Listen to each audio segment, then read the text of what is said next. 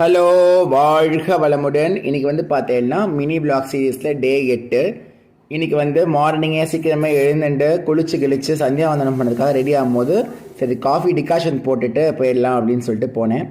So இப்போ சந்தியாவந்தனத்துக்கு உட்காந்துட்டு சந்தியாவந்தனம் முடிச்சதுக்கப்புறமா காஃபி போட்டு தந்துடலாம் அப்படின்னு. நான் காஃபி வந்து காசியில் வந்து போன வருஷம் நவம்பர் மாதம் போகும்போது விட்டுட்டேன். காசியில் போய் காஃபி டீ விட்டுட்டேன். பட் இது வந்து என்னோடய பாட்டிக்காக நான் போட்ட காஃபி போட்டு முடிச்சதுக்கப்புறமா இடத்தெல்லாம் சுத்தமாக க்ளீன் பண்ணிவிட்டோம். கார்த்தால டிஃபனை ரெடி பண்ணிடலாம் அப்படின்னு சொல்லிட்டு இட்லி கல்லூரலில் வந்து பார்த்தீங்கன்னா இட்லிக்கு வந்து ஊற வச்சு அரைச்சிருந்தேன். இட்லி சூப்பராக சாஃப்டாக ரெடியாக எடுத்து தொட்டுக்கிறதுக்கு பொடி இருக்குது, சட்னி எல்லாமே இருந்தது. கையோட வந்து இன்றைக்கி வந்து ஒரு மிளகூட்டல் பண்ணலாம் பாலக்காட்டு ஸ்டைலில் மத்தியானம் சாப்பாடுக்கு அப்படின்னு சொல்லிவிட்டு சும்மா 2-3 ஆற்றுல இருக்கிற பீர்க்கங்காயெல்லாம் போட்டு தோரம்பருப்பு அதுக்குள்ளேயே வந்து பீன்ஸ் கேரட்லாம் போட்டு வச்சுட்டேன்.